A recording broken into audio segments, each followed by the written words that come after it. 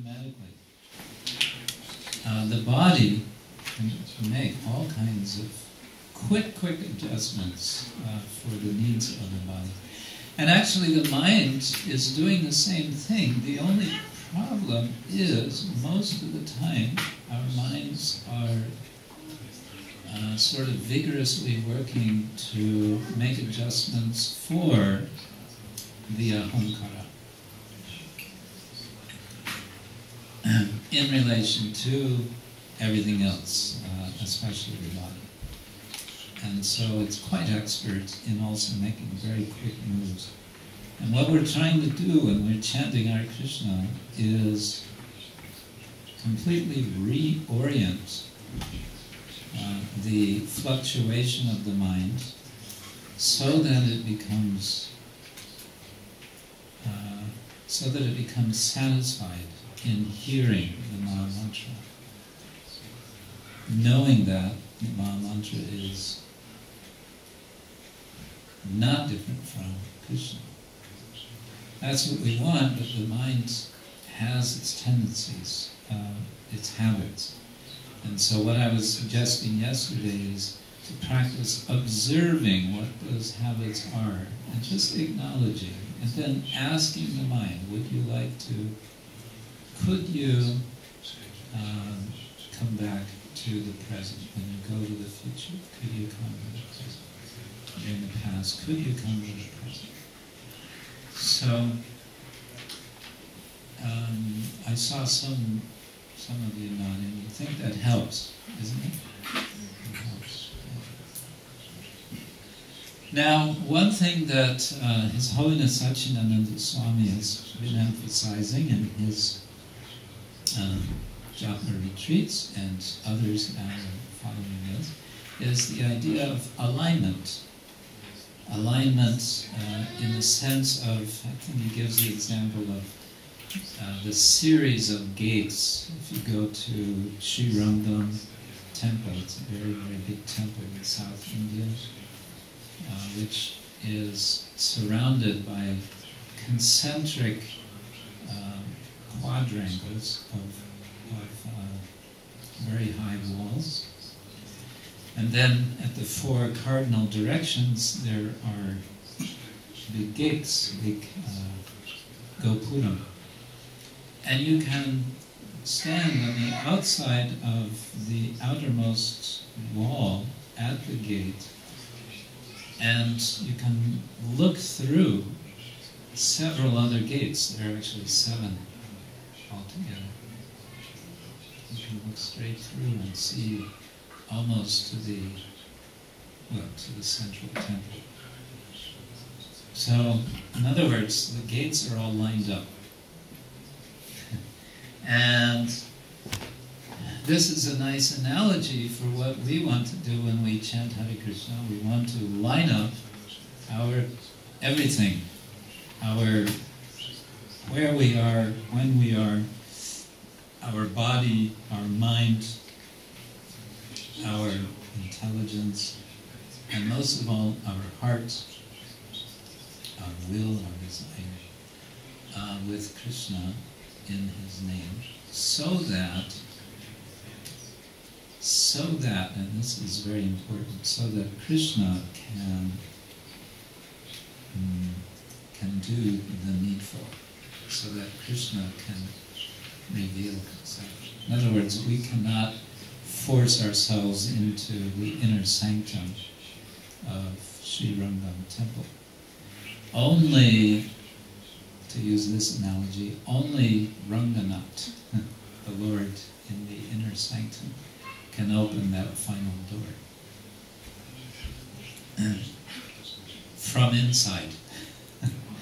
We can do things to open the doors from the outside, but that final sanctum sanctorum, the garbhagriha, of course, in the temple, the pujaris, they come with the key, but just for our point here, ultimately, it's Krishna, it's Sri Ranganath who opens, or we could say who allows it to be opened.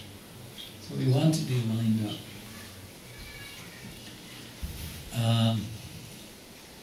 And one of the things that we sometimes are aware of, but not aware of in a helpful way when we're chanting, is the situation of our body.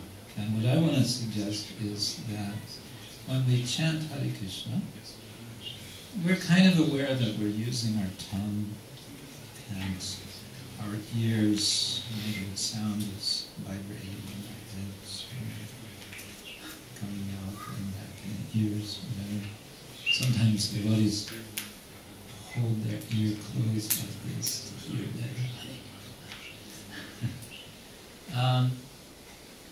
What I want to suggest is related to a principle which you're all familiar with, but maybe not conscious of. Whenever you put on tilak, and that is a practice called nyasa, from which comes the word sannyasa. Nyasa means placement, and it's well, technically it would be classified as a tantric practice. Every time we put on tilak and we say Om Keshavaya Namaha, we are actually performing nyasa with the mantra Om Keshavaya Namaha. We are placing, in effect, by sound vibration, the name Keshava on our forehead. And similarly all the others. Keshavaya Namaha, Om Narayana Namaha, Om Madhai-j, Govindaya Namaha, Om Vishnudaya Namaha, Om Madhusudaya Namaha, Om Trivikramaya Namaha, Om Vishnudaya Namaha. No, Om Padmanabhaya Namaha. And then? Oh, did I forget that one? Okay. 12 names.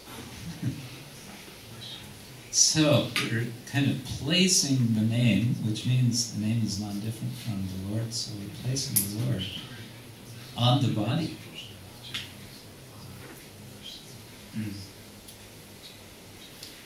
So what I want to propose is that we can also place the Hare Krishna Maha Mantra not exactly on the body, but in the body.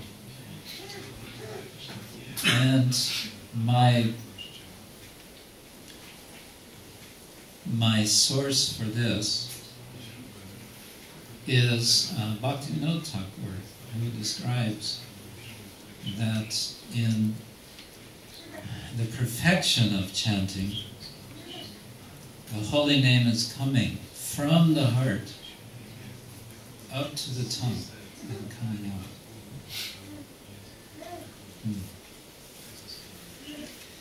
Well, before we can do that, the holy name has to get to the heart. Now, theoretically, it's already there, but maybe we don't feel it so much being there. So maybe we have to put it there first. All right? So let's just experiment a little bit. Let's together chant some japa. And we can all chant at our own speed. And I know some of you are taking notes, but let's put the note-taking aside for a minute and just chant. And you can make notes later. Because what I want to do is, we'll all be chanting, but sometimes I will make a suggestion. A kind of visualization, if you like. And these are just suggestions. If you don't feel like it fits for you or whatever, that's okay. Just chant and hear. Prabhupada actually said, just hear. Just chant.